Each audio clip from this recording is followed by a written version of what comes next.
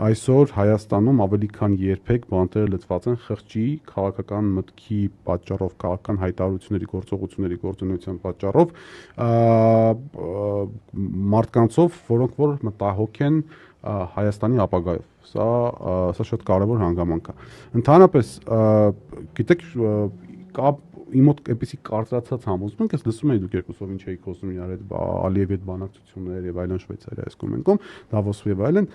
իմ մոտ կա այնպեսի կարծրացած համոզմունք, որ Հայաստանի իշխանությունները դելեգացրել են Հայաստանի անվտանգությունը մեր թշնամիներին,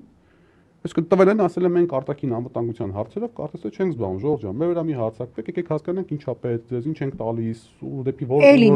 այլ ինչ ենք տալիս, իսկ ներքին կյանքում ակնհայտ կարտ բլանշ ունենալով իրենց արտաքին